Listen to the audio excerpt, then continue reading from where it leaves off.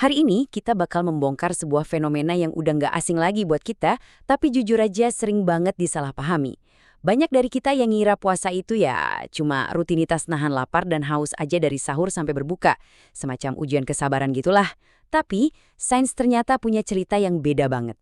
Di balik kulit kita ini, puasa tuh jauh-jauh lebih dari sekedar ngelewatin jam makan.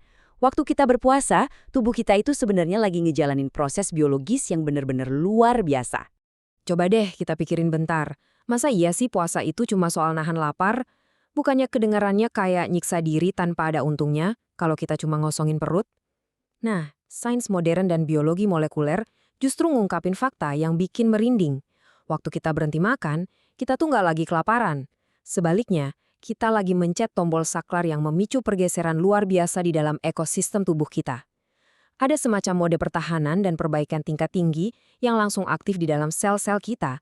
Biar gampang, coba bayangin anatomi tubuh kita ini sebagai sebuah pabrik super canggih.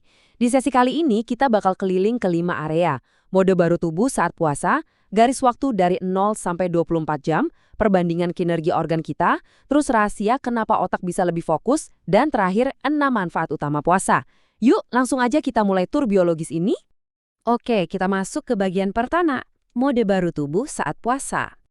Gini, pernah kebayang nggak kalau sebuah mesin pabrik dijejali bahan baku tanpa henti 24 jam sehari? Pasti bakal cepet panas, aus, dan rusak kan? Nah, sama persis kayak tubuh kita. Kalau kita ada di mode terus-terusan makan, pabrik biologis kita ini terpaksa lembur abadi. Kadar insulin kita tuh bakal tinggi terus karena tubuh sibuk banget ngurusin makanan yang baru masuk. Dan karena bahan bakar baru berupa glukosa dari makanan ini terus-terusan datang, tubuh jadi agak malas. Akibatnya, lemak yang udah numpuk jadi susah banget dibakar. Organ pencernaan kita bener-bener dipaksa kerja bagai kuda tanpa dikasih hari libur. Terus, apa jadinya kalau kita nekan tombol jeda alias puasa? Ini bawa kita ke bagian kedua, garis waktu tubuh dari 0 hingga 24 jam.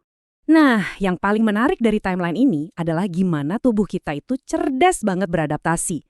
Di 0 sampai 4 jam pertama setelah kita makan, tubuh masih santai, pakai sisa glukosa dari makanan tadi, pencernaan masih aktif, insulin masih tinggi. Tapi, masuk ke jam ke-8 sampai 12, ini mulai seru. Cadangan gula utama kita mulai habis. Disinilah tubuh putar otak dan mulai bakar simpanan lemak kalian buat dijadiin energi. Terus, di jam ke-12 sampai 16, hati mulai produksi molekul super yang namanya keton. Dan puncaknya, di rentang 16 sampai 24 jam, tubuh kita masuk ke fase deep maintenance yang nggak bakal pernah kejadian kalau kalian ngunyah makanan terus. Fase puncak tadi yang ada di jam ke-16 sampai 24 itu namanya autofagi. Gampangnya, ini tuh mekanisme bersih-bersih di tingkat sel. Balik lagi ke analogi pabrik tadi, bayangin pas pabriknya akhirnya berhenti operasi. Nah, kru kebersihan shift malam akhirnya punya waktu buat masuk. Mereka nggak cuma nyapu atau ngepel loh, mereka ngecek setiap mesin, ngebongkar bagian yang udah karatan, dan mendaur ulang komponen sel yang rusak itu jadi material baru yang sehat. Tubuh kita bener-bener lagi meremajakan dirinya sendiri dari dalam. Keren banget kan? Dan asal tahu aja ya, ini bukan sekedar mitos kesehatan atau vibe yang lewat di medsos kalian. Ada ilmuwan brilian, namanya Yoshinori Ohsumi, yang sampai dapat hadiah Nobel berkat risetnya soal gimana sel-sel ini mendaur ulang komponen rusak pas kita lagi puasa. Ini bukti mutlak kalau daur ulang seluler waktu puasa, itu adalah mekanisme biologi yang udah tertanam di DNA kita dan diakui oleh kasta tertinggi di dunia sains. Lanjut ke bagian ketiga, perbandingan kinerja organ. Gimana sih nasib organ-organ spesifik kita pas lagi puasa sama pas enggak? Kalau kita bandingin, kontrasnya itu kerasa banget. Waktu kita nggak puasa alias di mode makan terus, lambung tuh banting tulang ngancurin makanan. Dan pankreas kita sibuk banget nyemprotin insulin buat ngerespons gula. Sistem tubuh cuma disuruh buat satu hal, numpuk energi. Makanya pembakaran lemaknya rendah. Tapi pas puasa dimulai, tiba-tiba ada ketenangan di dalam sana. Beban pencernaan jadi sangat ringan. Insulin anjlok. Nah, turunnya insulin ini ibarat ngasih kunci ke organ hati kita buat mulai mecah lemak membandel itu jadi energi. Tubuh beralih drastis, dari yang tadinya cuma nimbun secara buta, jadi mode efisien yang fokus ke perbaikan. Oke, sekarang kita bahas bagian keempat. Rahasia otak lebih fokus. Ini efek samping puasa yang sering bikin orang kaget. Mungkin kalian juga ngerasain ini. Harusnya kan kalau belum makan bawaannya lemes, lemot, susah mikir ya. Tapi pas puasa, anehnya, banyak dari kita malah ngerasa mentalnya jernih banget. Kerjaan lebih cepat beres, konsentrasi tajam kayak laser. Kok bisa? Bukannya otak butuh asupan dari makanan buat mikir, kenapa perut kosong malah bikin otak makin tokcer? Nah, misteri itu kejawab sama 3 tahap biologis ini. Ingat timeline kita tadi? Waktu puasa agak lama, tubuh kan mulai bikin keton dari lemak yang dibakar. Ternyata, otak kita itu doyan banget sama yang namanya keton.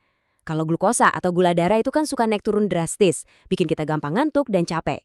Nah, keton ini beda. Dia itu bahan bakar premium yang super stabil buat otak. Belum lagi, puasa itu memicu lonjakan protein spesifik di otak yang fungsinya nguatin koneksi saraf dan ningkatin kognitif. Jadi, kejernihan pikiran yang kalian rasain itu 100% adalah hasil dari ganti bahan bakar di otak kalian. Jadi, dari semua perombakan luar biasa di tingkat sel tadi, mari kita masuk ke bagian kelima, 6 manfaat utama puasa. Ini dia hadiah dari tubuh buat kedisiplinan kalian nahan lapar. 6 manfaat yang divalidasi sains. 1. Puasa ngeriset sensitivitas insulin kalian. Ini krusial banget buat ngejauh dari diabetes. 2. Beneran jadi mesin pembakar lemak yang efektif. 3. Terbukti ampuh ngeredain inflamasi atau radang kronis. 4. Ngasih jatah cuti yang emang udah ditunggu-tunggu sama sistem pencernaan. 5. Lewat proses otofagi tadi, sel-sel kalian beregenerasi, bikin kalian lebih awet muda dari dalam. Dan 6. Puasa ngebantu banget ngehack psikologis kita, biar lebih gampang ngontrol pola makan dan gak rakus. Bener-bener paket combo kesehatan yang mantap. Kalau kita harus narik satu kesimpulan penting dari semua penjelasan kita hari ini, puasa itu nyatanya sama sekali bukan tentang bikin diri sendiri kelaparan. Secara sains, puasa itu cara biologi yang sangat elegan di mana tubuh kita ngeklik saklar utama.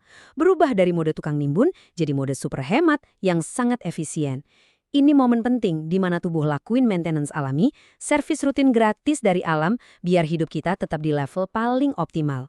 Sebagai penutup, sains sudah ngebuktiin kalau di sepanjang sejarah evolusi, tubuh manusia itu dirancang untuk bertahan dan bahkan jadi lebih kuat waktu kita ambil jeda dari makan terus-terusan. Tubuh kalian punya sistem perbaikan mandiri paling top di dunia, asalkan kalian ngasih kesempatan buat sistem itu nyala. Jadi, saya mau ninggalin satu pertanyaan buat kalian. Kalau kalian tahu pabrik canggih di dalam tubuh kalian ini butuh waktu buat servis dan bersih-bersih, kapankah kalian bakal ngasih jeda istirahat yang sangat layak ia dapatkan? Terima kasih udah ngikutin sesi penjelasan sains ini. Silakan kagumi betapa pintarnya tubuh kalian, dan sampai jumpa di bedah sains kita berikutnya.